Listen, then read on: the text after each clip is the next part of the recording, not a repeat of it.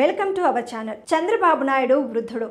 ఎన్నికల తర్వాత రాజకీయాల నుంచి రిటైర్ కాబోతున్నారని జగన్మోహన్ రెడ్డి వైసీపీ నేతలు ఎంతగా అవహేళన చేశారో అందరూ చూశారు. కానీ చంద్రబాబు నాయుడు ఎల్లప్పుడూ ప్రజల మధ్యనే ఉండేవారు. జగన్ మాత్రం బటన్ నొక్కుడు సభలకు మాత్రమే తాడేపల్లి ప్యాలెస్ నుంచి బయటకు వస్తుండేవారు. గత 3-4 నెలలుగా శాసనసభ, లోక్సభ ఎన్నికల కోసం పొత్తులు, సీట్ల సర్దుబాట్లు, అభ్యర్థుల ఎంపికతో క్షణం తీరిక లేకుండా గడిపిన చంద్రబాబు నాయుడు ఆ తర్వాత మరో నెలన్నర పాటు మండు టెండల్లో ఎన్నికల ప్రచారంలో పాల్గొన్నారు. కానీ జగన్ ఎండలకు భయపడి ఏసీ బస్సుల్లో తిరుగుతూ ఎన్నికల ప్రచారాన్ని మమ అనిపించేశారు. పోలింగ్ ముగిసిన వెంటనే జగన్ లండన్ వెళ్లిపోయి ఇంకా అక్కడే సేద తీరుతున్నారు. కానీ ఆయన తర్వాత విదేశాలకు వెళ్లిన చంద్రబాబు నాయుడు బుధవారం ఉదయం హైదరాబాద్ తిరిగి వచ్చేశారు.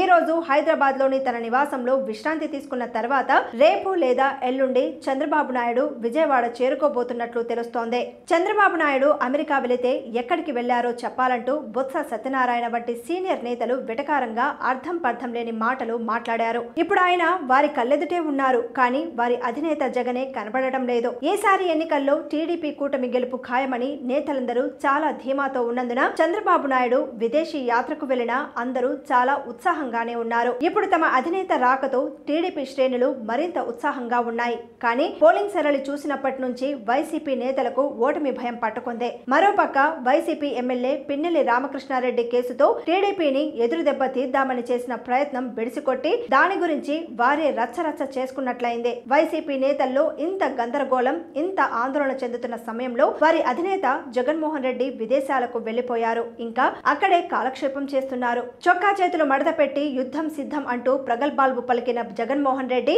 ఇంకా విదేశాల్లోనే సేద తీరుతుంటే వృద్ధుడని ముద్ర వేసిన చంద్రబాబు నాయుడు అప్పుడే తిరిగి వచ్చి అంతిమ యుద్ధానికి సిద్ధమంటున్నారు. ఇద్దరిలో ఎవరు యువకుడు, ఎవరు వృద్ధుడు?